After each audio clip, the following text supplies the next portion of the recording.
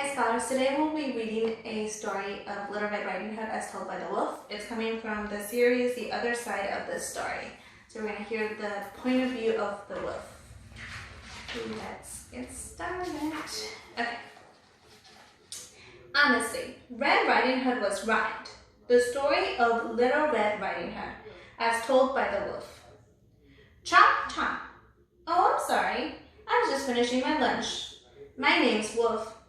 Big Bad Wolf. You may have heard this story of Little Red Riding Hood about a girl and her granny. Seems everyone has.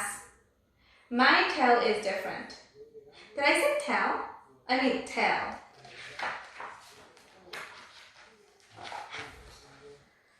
Once upon a time, I ran out of food.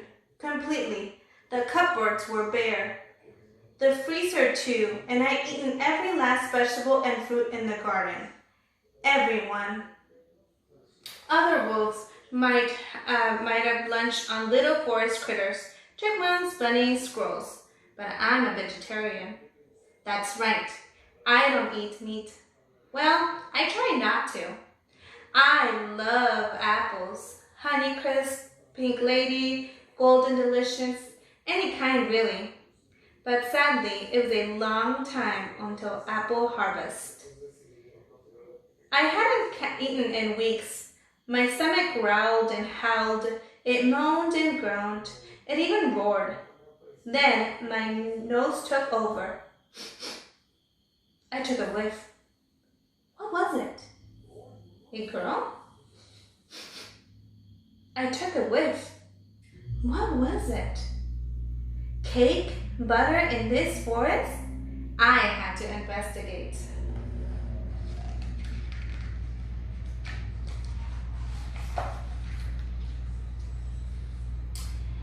And there she was, Little Red Riding Hood. She looked as plump and juicy as a big, sweet apple. Little Red waved her cape. Isn't it pretty? She said. Yeah, I said.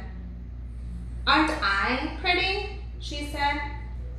Was she admiring herself in that puddle? With this cape, she said, I'm even prettier than usual. Boy, someone sure was full of herself. My stomach growled.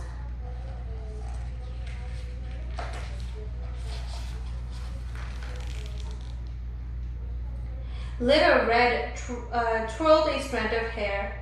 Mother says the cake looks grand with my skin. My skin shines like pearls. Or the meat of a ripe apple, I thought, licking my chops. Remember, I hadn't eaten in weeks. Time to chop.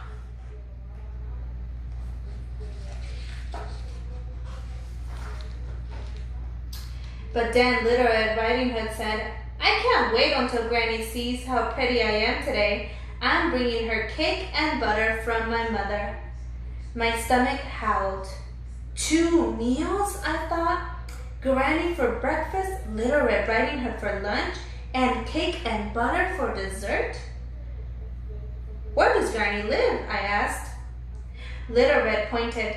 Down there, in the brown house. I knew that house, and I had a plan.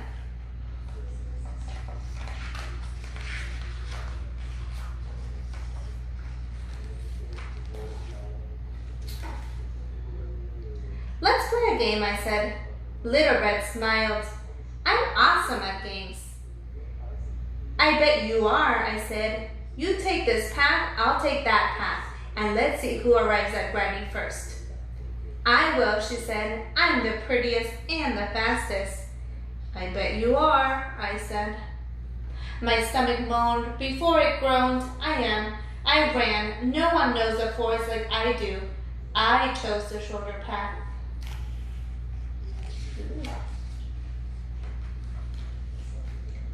Sniff, sniff. I took a whiff. What was it? Apple air freshener? Tap, tap. I knocked on the door. Who's there? Called out a voice. Your granddaughter, I squeaked. I bought you cake and butter from Mother. Doors open, Granny said.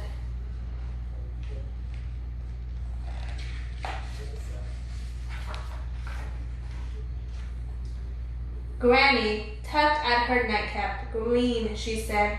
Isn't it pretty? Pretty like a Granny Smith apple, I thought. Aren't I pretty? Granny said. You must have heard the saying, that apple doesn't fall far from the tree. Well, it's true. My stomach roared.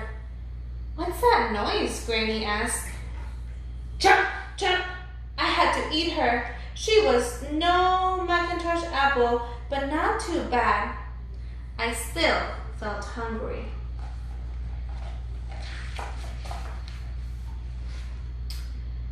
Tap, tap, Little Red knocked on the door.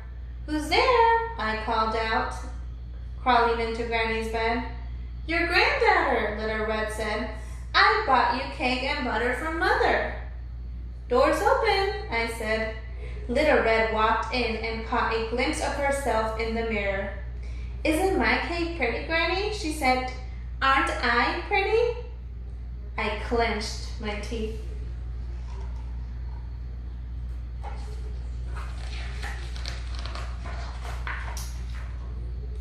Granny, Little Red said, what deep dark eyes I have. I said, the color of apple seeds. Granny, she said, what perfect ears I have. I said, strapped like sharply cut apple slices. Granny, she said, what pretty red lips I have. I said, red delicious.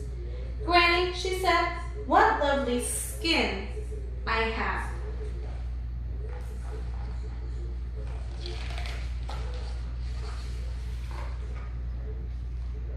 Chomp, chomp. I ate her up. What can I say? Things look different when you're hungry. She was no Fuji or Crispin apple. In fact, to be honest, she was a bit rotten. But she was better than nothing. Plus, I got dessert. The end. Alright, scholars, thank you for joining me today. I'm excited to read another story next time. I hope you enjoyed.